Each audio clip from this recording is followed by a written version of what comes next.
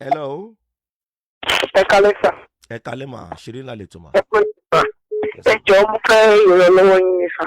Mo marry ní 2024 March. Ṣùgbọ́n tí mo marry yẹn mo ti mọ̀ pé ẹni tí mo fẹ́ ó ti ní ọmọ. So mo kọ́kọ́ mọ̀ pé ọmọ ẹ̀ ọ̀kan lórí. So mo dẹ̀ gbàgbọ́ pé tó báyé pè mí náà tó máa ti ní ọmọ kan.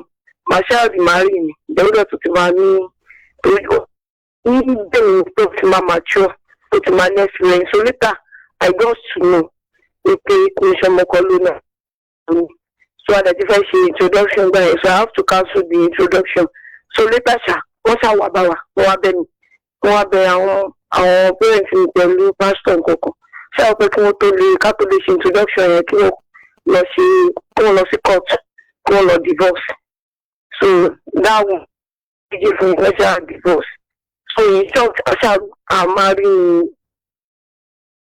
sábàrì à ń expect ọmọ ìgbà tí a rí so fọ́sáìtì tèmi ni pé èmi mo máa ní ọ̀dọ̀ mi ní 40th máa wá sí ìpínlẹ̀ pé tí ní ọmọ tẹ́lẹ̀tẹ́lẹ̀ so throughout that 2024 ààrí anything ìgbà tó di 2025 January so mo ti wá kọ́lẹ̀ pé èmi nìkan ni mo ń lọ sí hospital tí mo lọ ṣe test jẹ́ kí àwọn méjèèjì jẹ́ kí a jọ lọ sí hospital ìgbà tá lọ sí hospital yẹn ní tá lọ ṣe wọ́n ní pé ká lọ ṣe test ó jẹ́ pé ọ̀dọ̀ ló ti ní low sperm count that was January 2025 sperm count kò dẹ̀ wá bàtà délé kò ṣe anything kò ṣe nǹkan kan throughout that December throughout that years kò ṣe nǹkan kan wà tó wà ní December mo wá pe àwọn family mi ò dẹ̀ fẹ́ sọ fún wọn pé tó bá yẹ pé wọ́n ní oní solution tó bá ṣe gbọ́ ó ṣe next time ni nobody will know tí ta fi máa treat tó fi máa treat rẹ̀ yàtọ̀ orí pé kò ṣe ẹni tí gbà tó di December yẹn ní láti pe àwọn family ẹ̀ so wọ́n dẹ̀ bù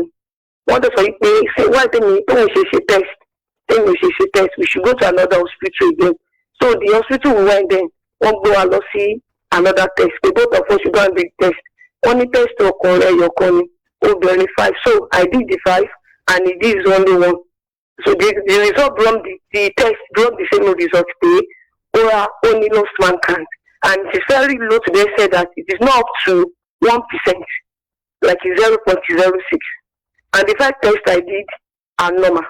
Okay, fine, sir. That was this year on the 3rd January ọdún yìí. Òun máa ṣe test mi. Question tí mo bẹ̀rẹ̀ lọ́wọ́ dọ́kítọ̀ yìí ni pé ṣé ó wà curable? Wọ́n ló ní solution fine. Wọ́n place wa so wọ́n place ẹ̀ sí orí drug.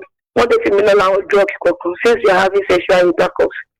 Since then, ṣé mo téèyàn bá gbọ́ nǹkan ó máa ń àzìn akitiyan èèyàn àti ìtara sí èèyàn.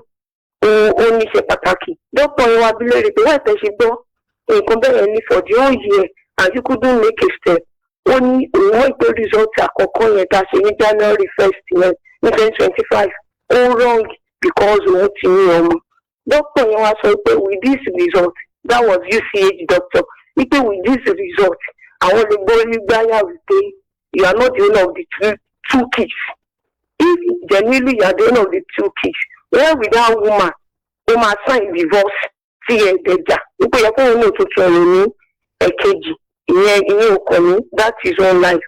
ìgbà tí wọ́n gbọ́ tí wọ́n sọ fún ayọ̀ ní January 3rd yìí tí wọ́n pèsè lórí test wọ́n tó bá ti lo drug yẹn fún 3 months ó padà wá pé ó máa lọ tún result yẹn ṣe àwọn àwọn ibi tó dé dúró kó tó ra oògùn 3 months yẹn mi ò ṣe ní àtẹnumọ́ ó tún wá lo oògùn yẹn tán kò lọ ṣe test padà kò padà lọ sọ́dọ̀ hospital yẹn kò padà lọ kò ṣe test kò ṣe anything wọ́n tún sọ fáwọn family again wọ́n tún ṣe family meeting lọ ṣe test ó tún ti ra oògùn kan wọ́n pè ní sperm booster ó tún rà lẹ́yìn ìgbà tó tún ti lò tán kò padà lọ sí hospital yẹn kò ṣe test kò make move kò ṣe everything definitely mo wá rò lọ́kàn mi pé ó possible gan kó ti mọ̀ pé òun ní low sperm count tó pé téèyàn bá gbọ́ nǹkan bẹ́ẹ̀ yẹn tó dẹ̀ mọ̀ pé láìpẹ́ òun ni kí ayé èèyàn kó lè bá ní impact láyé ó yẹ kó ṣe àbí ó yẹ kó ṣe ìgbésẹ̀ ẹ mọ̀ ó máa ká èèyàn lára ó lè wá mọ̀ kó tí mo lè ṣe ló wá jẹ́ kí n pè ní sà.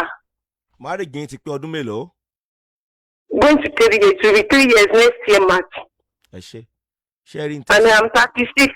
sharing tẹ sọkàn ìsìn yẹn èmi ò rí ọkàn yín ṣe rí ọkọ yín tó ti bí ọmọ méje orí afẹ́fẹ́ mo wà yìí ó possible kò jẹ́ kó náà ló náà ọmọ méjèèjì yẹn lótìtọ́ àti lódodo ṣó ti yé yín ẹ mọ̀ yìí kí dókítà kó dàrú mọ́ yín lójú orí afẹ́fẹ́ mo ti gbé ń sọ̀rọ̀ yìí ọkùnrin ti lè ti bímọ tẹ́lẹ̀ ṣó ti yé yín kì bá ti bí ẹgbẹ̀rún ọmọ tẹ́lẹ̀ kó wá jẹ́ pé later kí nǹkan ọmọkùnrin ẹ̀ tá a mọ̀ sí semen kí nǹkan yẹn mọ̀ wá lágbára mọ́ tàbí kó mọ̀ tiẹ̀ sí ẹyin kankan bẹ̀ mọ́ ó lè ṣẹlẹ̀ bẹ́ẹ̀ ṣùgbọ́n pé àwọn ọmọ tó wà ńlẹ̀ tẹ́lẹ̀ ń kọ́ ló ni wọ́n yẹn irọ́ ní jẹ́ bẹ́ẹ̀ bóyá gbà lẹ́yìn ìgbà tó bí wọn tán ó possible lẹ́yìn ìgbà tó bí àwọn ọmọ yẹn tán ṣé ń gbọ́ mi arábìnrin ó lè ṣẹlẹ̀ bẹ́ẹ̀ ó máa ṣẹlẹ̀ bẹ́ẹ̀ dáadáa no marriage ètò dẹ̀ ń ṣe ọkọ yín lélẹ́yìí kìí ṣe nǹkan tí ò ní oògùn.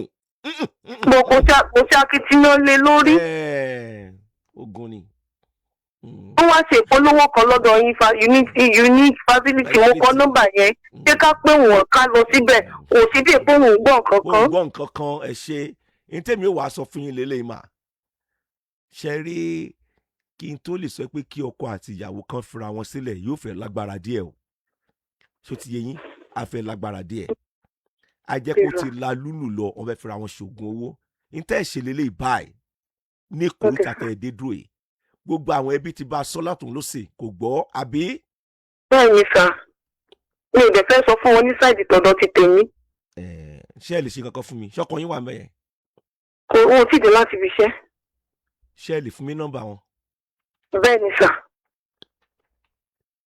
nọ́mbà àwọn tẹ́ máa fún mi yẹn iṣẹ́ wo náà ń ṣe. ẹnjíníà ni ní secretariat. ẹ mọ jà sọ̀rọ̀ jù bẹ́ẹ̀ yẹn òṣìṣẹ́ ìjọba ni wọ́n àbí. bẹ́ẹ̀ ni sà. ṣé wọ́n tó wà lọ́fíìsì lálẹ́ ni.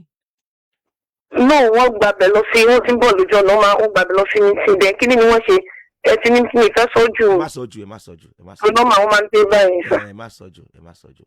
táwọn náà máa ti fi iṣẹ́ dé. bí mo ṣe sọ̀rọ̀ wọn ti lè fẹ́ ti dé. dé sìn láwọn gan ti ń gbọ́ program báyìí.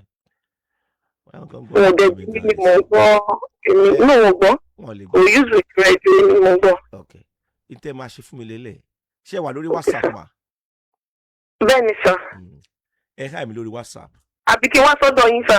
tẹ bá lè wá ní àárọ̀ Friday. mo mọ̀dọ̀ yín next Friday. ẹ wá láàárọ̀ Friday. ìgbà wa pè wọ́n in your presence báyìí máa pè wọ́n sórí aago. ok sà. ẹ̀gún ti débi hùn nìyẹn. ok sà. ẹ wá report wọn lọ́dọ̀ wa nìyẹn. ok sà. kábàáyín ṣètò ẹ̀ kí ni ń ṣẹlẹ̀ gan alàgbà nínú ọ̀rọ̀ tó bá ń sọ èmi àti mọ bó ṣe ń lọ ń tèmi Ọlọ́run ni o sọ̀rọ̀ mi ti yé mà ẹ máa bọ̀ láàárọ̀ Friday ẹ jẹ́ ká ṣe bẹ́ẹ̀ yẹn á wàá jọ pè wọ́n á jọ pè wọ́n nìyẹn bó ṣe jẹ́ nìyẹn torí wọn ò ní mọ̀ fi àkókò tí yín ṣòfò wọn gbígbèsè kankan tí wọn nìyẹn ṣé ẹ ti gbọ́ o ẹ má bá wọn jẹ mọ́ dá lérú o ẹ sì lè kó Friday yẹn.